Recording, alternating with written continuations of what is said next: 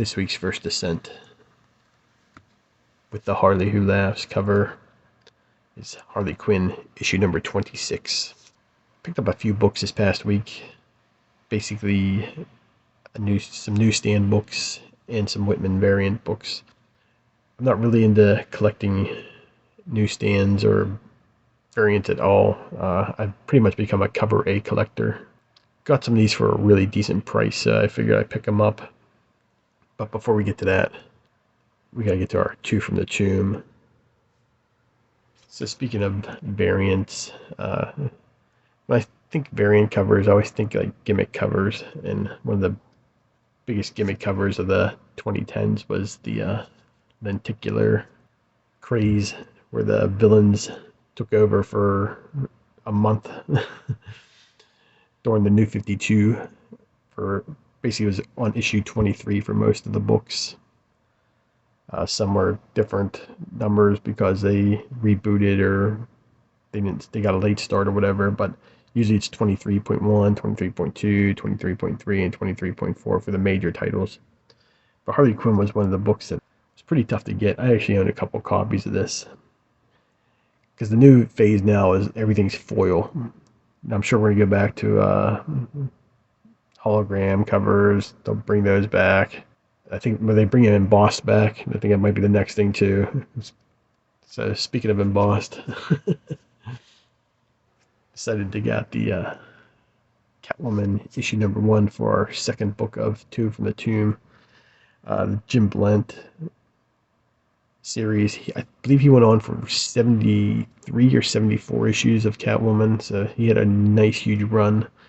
He brought the bad girl Catwoman back. For a while, that character was pretty stale. Year 1, she started sort of got a reboot of her character, but then she just faded away. Then this series came out and it just took off. This runs alongside the Nightfall storyline. Take a look in here real quick. Yeah, you can see it's a. I don't know if you can see that, but yeah, you can see it's like you got. You actually feel the whip. But it takes place during that Nightfall. You get a perfect page to open to. The Nightfall run where, the breaking of the bat. And this takes place right after Batman issue 497. I think it.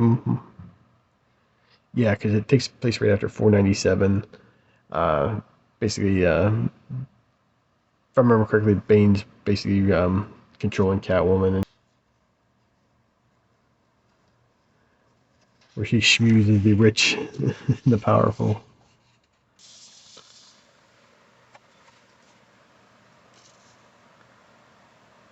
Yeah, but the way Jim Blent drew Catwoman, this was basically a fresh start. Of course, it was the beginnings of the bad girl craze of the 90s, which I think are going to make a comeback here fairly shortly. It's going to have to. I mean, but yeah, just figured I wanted to show a couple books, get the eye bleach in there from the horror books that I've been showing. That's this week's Two from the Tomb. Now let's take a look at the books I picked up this past week. Alright guys, so this is basically 2 local comic shops where I got all these books from. Decided to go down the variant rabbit hole. Not talking about foil covers or glow-in-the-dark stuff. Just talking about newsstand and Whitman variants. So this first one I got for half off. It was originally priced at $50, so I got it for $25. And I know I've said on this channel before, I'm not a big fan of the newsstand, and I'm still not. But when I could pick it up, just because there's so much history around this book about the newsstand copy of Spawn, that I figured I was just gonna do a little research on it. Got a little bit of wear, a couple, about 4 or 5 spine ticks, but I'm happy with it for the price I paid. So that those that don't know, this book was one of the best-selling books of the 90s. It had sold well, I shouldn't say it shipped 1.7 million copies. I'm not sure if it sold them all to the direct market and newsstand. So that's both of those books combined. So those that don't know, newsstand is the barcode, direct is nothing on there, just a regular cover. So you figure, and I did a little research. I wanted to figure out how many of those newsstands went out. So according to Todd McFarlane, it was on his website at one time.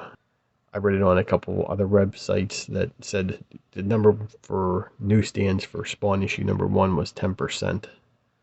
So you figure 1.7 million, 10% of that's what, if my math is correct here, it's 170,000 books.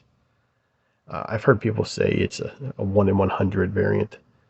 I just never understood how they came up with that number. 170,000 books, that beats any book coming out today, just in the newsstand of Spawn. This is back in 92. So I'm just curious about that number. The only thing that's thrown me off a little bit, I'd say it's true. I'd say there's probably a lot more of these than we really think there are out there. The only thing that's thrown me off is because I remember back in the day when newsstand books didn't sell, they were ripping off the covers to get credit for them back. So I'm curious if they were doing it at that time. If anybody was working at a grocery store, a drugstore at that time, can chime in on that. Were they ripping covers off? Because I'm still a little bit of a dead end here. Got Todd saying, Todd McFarlane that is, saying 10% went out. Then I got, Pump and Dumpers telling me, no, it's a 1 in 100 variant. Is my math wrong? I'm not sure. It blows my mind thinking about how many people are falling into that trap of newsstand variants. I mean, granted, some of them are in high grade, are very hard to get because they were on spinner racks, they were in bookshelves, and they were, tossed in a grocery cart as you were checking out for your weekly groceries. So, like I said, it's either between 170,000 copies of this or it's 17,000 copies of this exist, depending if it even goes lower than that. Because, like I said, a lot of grocery stores and places like that destroyed them to get credit back. But I'm not sure if that was happening in 1992 or if there could be, especially if there's 170,000 of these. I mean, there could literally still be boxes full of this in some warehouse. That's what I say, man. You got to be careful before you buy it. You get in on the hype train on a lot of things. To me, $25 is a decent price for a very fine copy of this. I mean, I think $50 is top for a near mint copy. That's what I think it's worth, in my opinion. With the direct version, a little bit less maybe. Very fine copy, I'd say, $15. Near mint copy, maybe 30. So that's my opinion. But yeah, if anybody has any opinions on it, I'd say it's somewhere in between. I'd say, because I'm guaranteeing they didn't sell a lot of these on the newsstand because a lot of people were going to the local comic shops at the time. That was a big time boom at this point. People were just going to local comic shops and just buying stacks of them because nobody wanted the UPC either back in the day. That's why I'm sort of a little bit of old school on that. Which brings us to the next part of this video here. So yes, I ended up finding some more Spawn issues. Found Spawn issue number 87. I paid $5 for this one. And the same thing it goes for this one. So I decided to look up on Comicron. I'll leave a link down below. It shows different sales figures. I'm not exactly sure how accurate it is, but when I say sales figures, I mean books shipped to the local shops and grocery stores and drugstores. I don't even think there's to this day that we still have an accurate reading of how many books actually really sell, but that's besides the point. Issue 87, according to Comicron, it was 91,800 books shipped. So if we're going by the 10% rule, there was probably about close to a little bit over 9,000 of these books shipped to grocery stores, drugstores, Toys R Us, whatever. If I'm going by the Pump and Dumpers, there's only 900 of these books. So, see where I'm getting with this? I'm thinking the 10% is more accurate. Did they all sell? Of course not. Again, this is what, 1999-ish at this point for issue 87. Yeah, it's even more rare. The newsstand is basically on its way out. It's, basically, if I remember correctly, I was seeing a lot more Sonic the Hedgehog and Archie on grocery store racks than anything else. I didn't see any Spawn on the newsstand, so I'm not even sure where the hell these were sold. If you remember back in the day, if you could give me the information down below, letting me know where exactly Spawn was selling on the newsstand.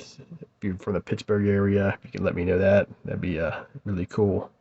Because where I used to go in Bloomfield, a place called Page 3 no longer exists, but I don't remember seeing these there at that time. But by 92, I was a local comic shop guy. So we got this one. These next two I picked up for $10. This was an awesome cover. I should have showed these last week for Halloween. But again, here we go. Issue 88. So 90,000 copies of this also sold at that time, or were shipped at that time.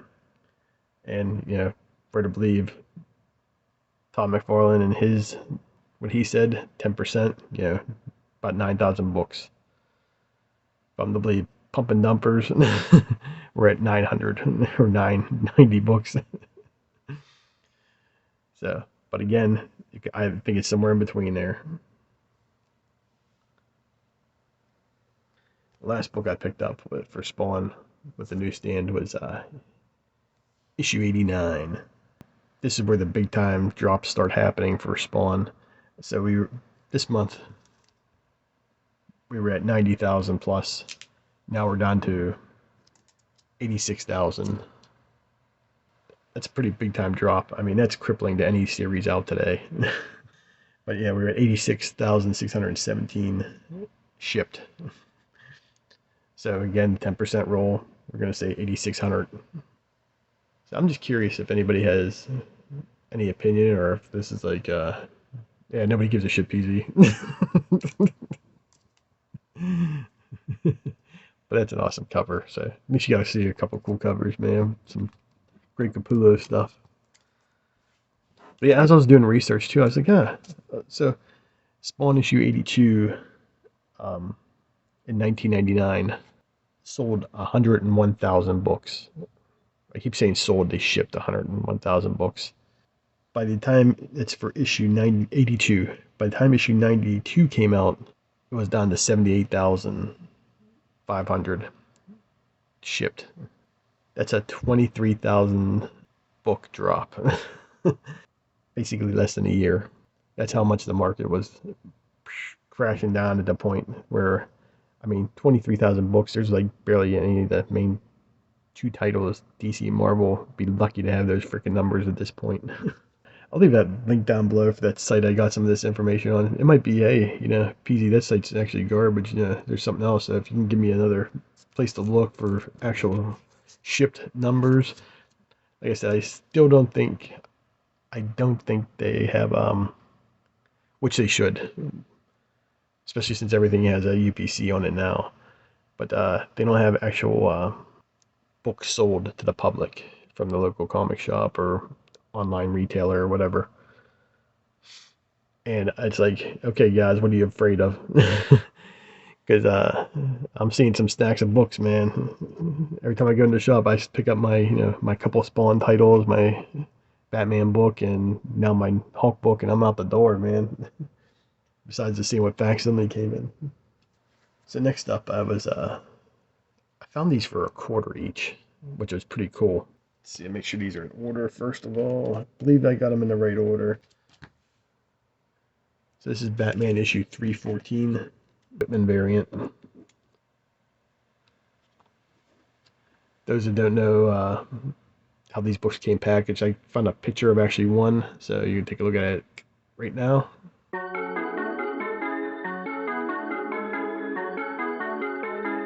Yeah, believe it or not, that's how I started reading comics.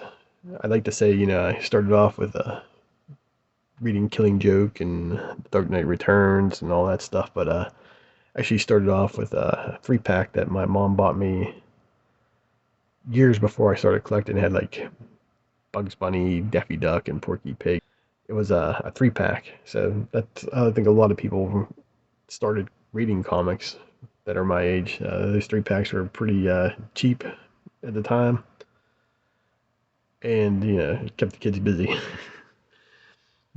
But the Whitman variant, for years, I've always thought they were second print.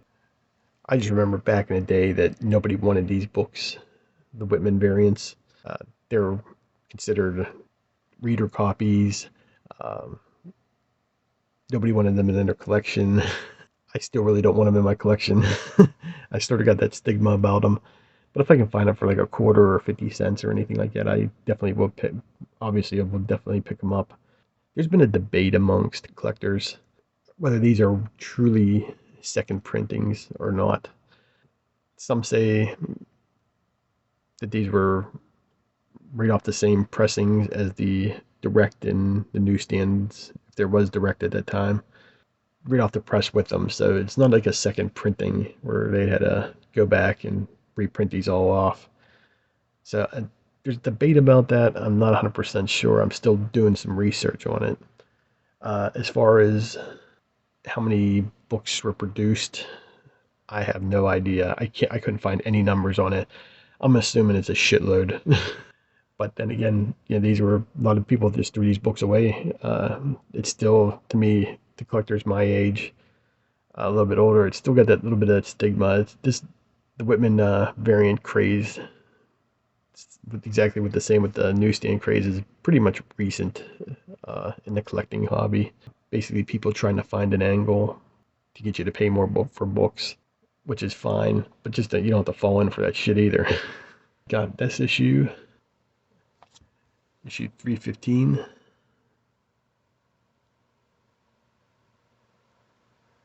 Kite Man. Hell yeah. And issue 316. Batman 316.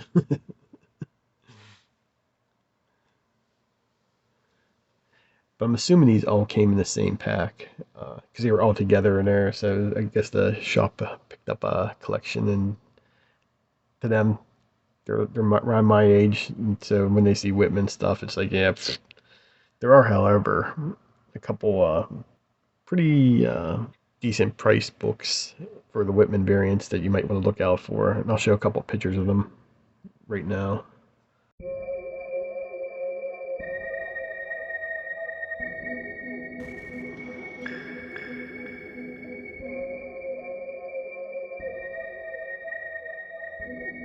So that was Batman issue 313 and issue 324. Those can go for some pretty decent money. These, on the other hand, not so much. But yeah, if you can find those ones, I think the one in the issue 324, that was more of a regional thing in Canada from the research that I did. I could be a little bit wrong, so again, with this video, this is not something to be quoting. I'm assuming 323 or 322, 323, and 324 all came in a 3-pack together. I'm just not sure if they're pretty much done doing these 3-packs at that point, and so they just did stuff for the regional, finished some contracts, and we're done. But yeah, this was an interesting little reading to do, a little bit of research. It was fun looking at some numbers here. Definitely gonna keep my eye out for certain books, but I'm not gonna go out of my way to try to complete runs with it or anything like that. And those Spawn books, they're fine in my collection. They all look pretty decent, so I'll definitely just consider them as part of my collection. If I can find the direct versions, I'll definitely pick those up, just so I have both versions. But like I said, I'm not a big fan of the UPC barcode right there. Alright, we're going to finish up this vid with What You Read in PZ. Picked up Dracula from James Tinian IV, Martin Simmons.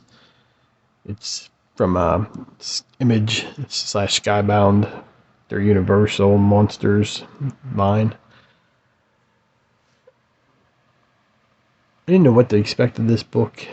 I opened it up a little bit and started reading it, and the first thing I thought of was just the artwork, just the whole vibe of this book. As I was reading it, was Arkham Asylum that I so happen to have right here. If you've never read this, definitely check it out. But you can see, like, there's similarities between the two of them.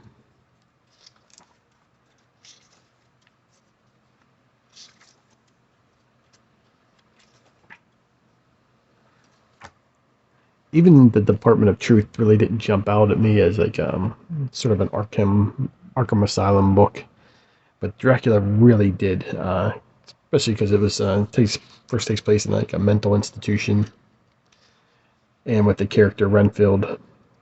They might as well just call this Renfield issue #1 because it was basically his story with a little bit of Dracula, but the artwork in this book is just phenomenal. The Department of Truth, I've read a couple issues of that book. I sort of like this better, and it flows better with this story. But I thought it was a good idea, starting off with the Renfield character. It made me also want to reread the original, the Dracula novel from, what was it, 1890s. So I might try to dig that out. Maybe want to reread it again. I haven't read that in probably 2 decades.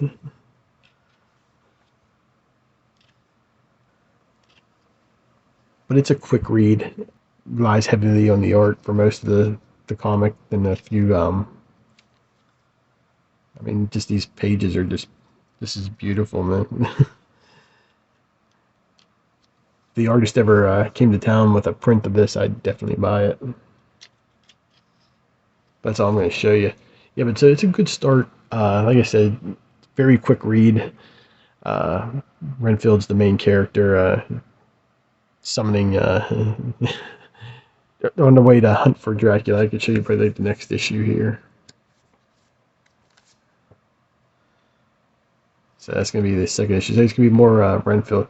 So I'm definitely going to be on for issue 2. I'm curious if Skybound got all the Universal monsters. I really didn't look into it too much. So hopefully they come out with like the Wolfman, Frankenstein, all that. That'd be pretty cool to finally have those guys back in print. Definitely recommend it. Alright guys, thanks for watching. Check out all the links down below. I really appreciate all the comments. I think I had the most comments ever on my last video, so I really appreciate that. Any info about newsstands, Whitman variants that you could put down below, I really appreciate it. If you made it this far, thank you so much. Definitely check out all the links down below. If you're new to this channel, a bunch of other great channels out there that really are interested in the hobby and collecting comics. So definitely check those channels out. I don't put anybody on there that's not in for the real thing. Appreciate it. Thank you again, and I'll talk to you next time.